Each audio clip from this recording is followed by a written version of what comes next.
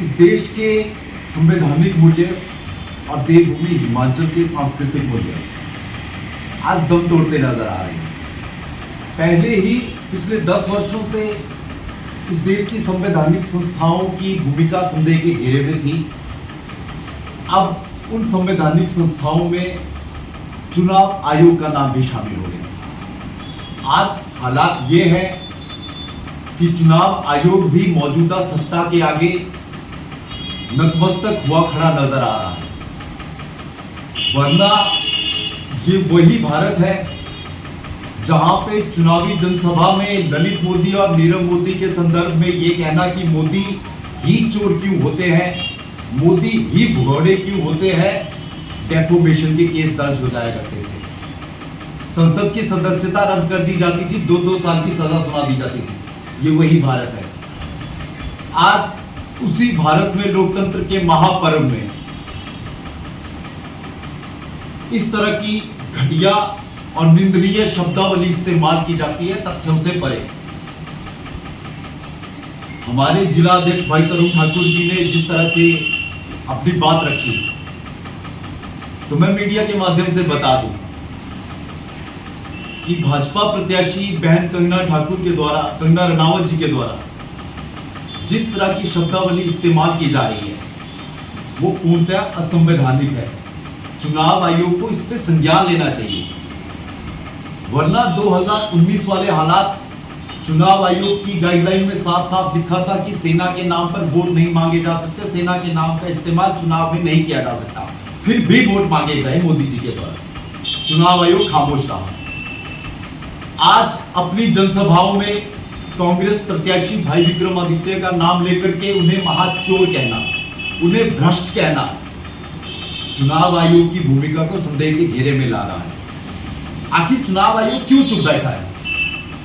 क्या अब किसी व्यक्ति के मान की हानि नहीं हो रही? कंगना रनावत जी से हमें कोई गिला शिकवा नहीं है।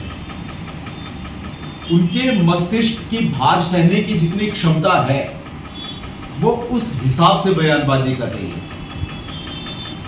हमारा आक्रोश भाजपा की उस प्रयोगशाला के खिलाफ है जिससे इस तरह के विचित्र उत्पाद तैयार किए जाते हैं, जो तथ्यों से परे बात करते हैं। 15 साल से डबल इंजन की सरकार, एक भी आरोप विक्रमादित्य जी और राज परिवार पर आप साबित नहीं कर पाए। हॉली लॉज का इतिहास चेक कर लीजिए या जयराम जी से पूछिए, हॉली लॉज के दरवाजे से आज तक कोई खाली हाथ गया है तो वो सिर्फ सीबीआई थी।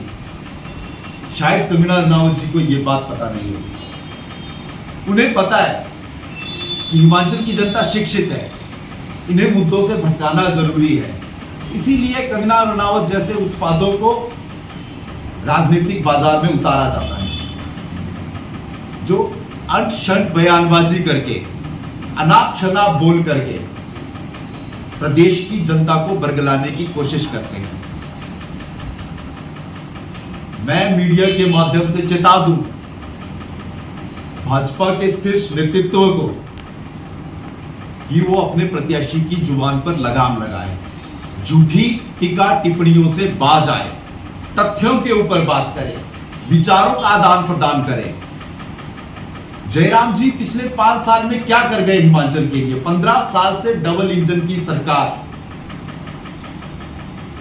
सीमेंट के कट्टे उठवाए गए मल्टीटास्क वर्कर के नाम पर इस देश के प्रदेश के युवाओं से। आज 12 पास कंगना को शिक्षित जनता के ऊपर थोपा जा रहा है। इस प्रदेश में 30 करोड़ की इन्वेस्टर मीट करवा गए, 6 करोड़ की चपातियां खा गए।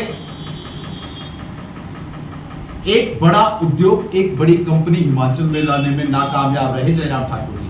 खुद विधानसभा में लिखित में जयराम ठाकुर ने कहा है कि मैंने 50,000 नौकरियां दी, जिसमें से 10,000 पक्की और 40,000 आउटसोर्स पर।